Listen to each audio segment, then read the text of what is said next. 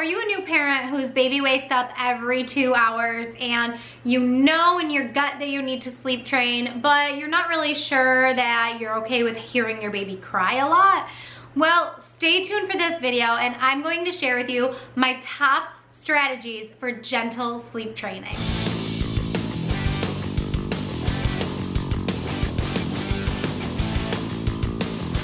Hey guys, I'm Missy Yondo from Slumber and Bloom, and I'm a certified pediatric sleep consultant and a potty training consultant.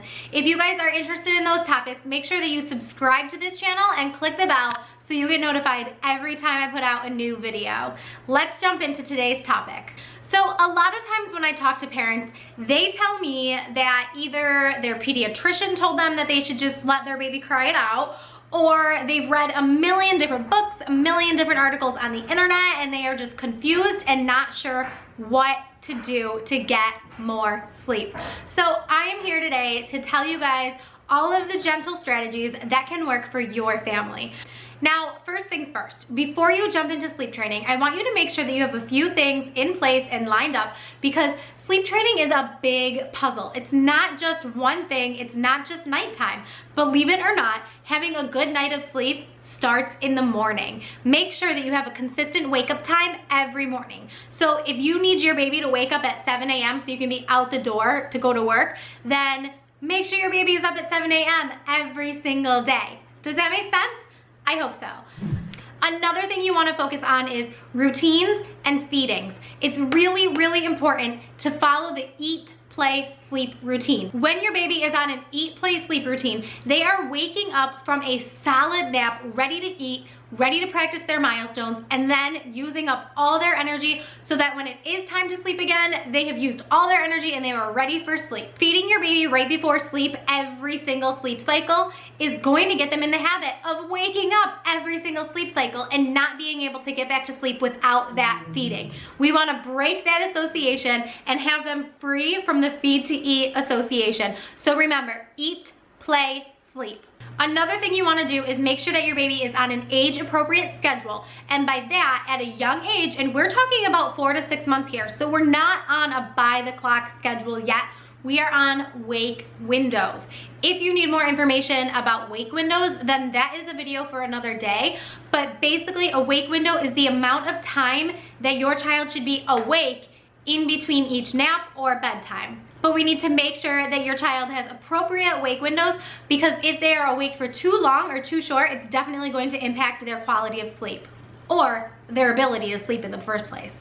So let's jump into it. Let's talk about the first method that will help your baby fall asleep independently without a million tears. This is what I call the swap, prop, drop.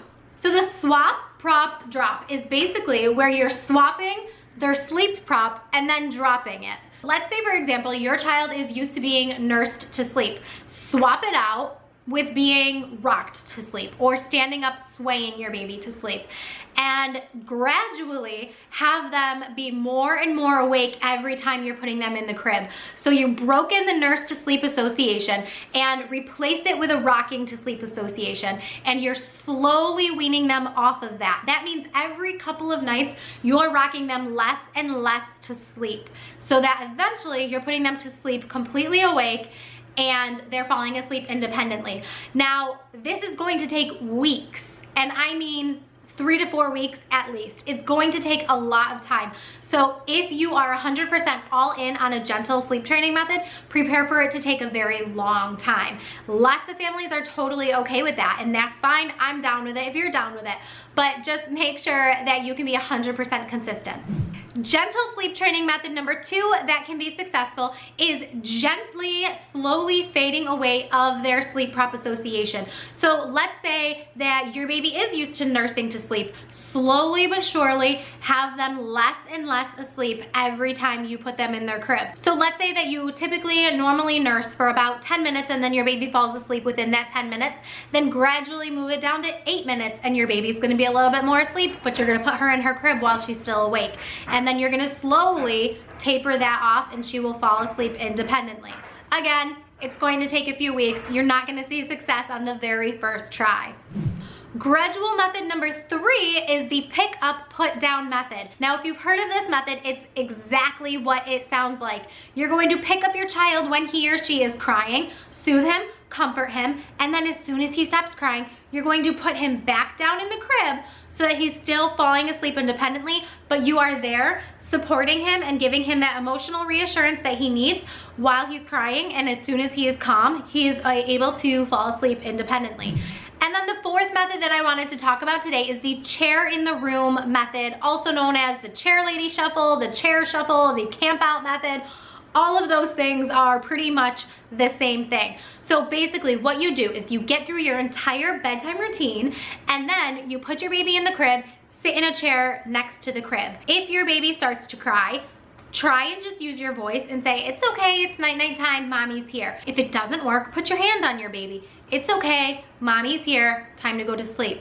And gradually move up the soothing ladder as your baby is crying so that your baby knows that you're there and you're there to support him or her. But then as soon as your baby is done crying, you put your baby back down and you sit back in your chair. You repeat this process entirely until your baby is asleep. Once your baby is asleep, then you leave the room. Now, with this method, every couple of nights, you want to move your chair further and further away from your baby's crib so that eventually you put your baby down and you're sitting outside the door of your child's bedroom. And once your child is able to go to sleep with you sitting outside the bedroom, you're good. And yes, this is another method that's going to take a couple weeks to see consistent success.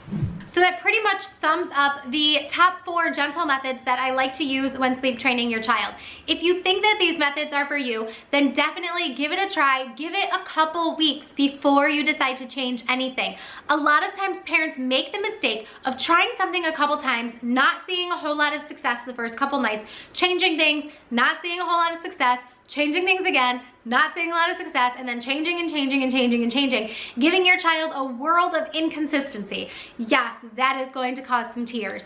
So if you're going to try one of these methods, let me know, leave a comment down below. Tell me which method sounds best to you that would be a good fit for your family. And if you guys need one-on-one help, then definitely fill out my free evaluation form in the comments down below. We will set up a phone call, talk about your situation and exactly how I can help and support your family. If you're interested in my free baby sleep guide, then definitely download that. That is also in the description box down below. If you found this video helpful, give me a thumbs up, subscribe to my channel, click the bell so you don't miss any notifications, and while you're waiting for my next video, check out these videos over here. I'll see you guys next time. Bye! Is this thing on? Back it up. The swap, prop, drop.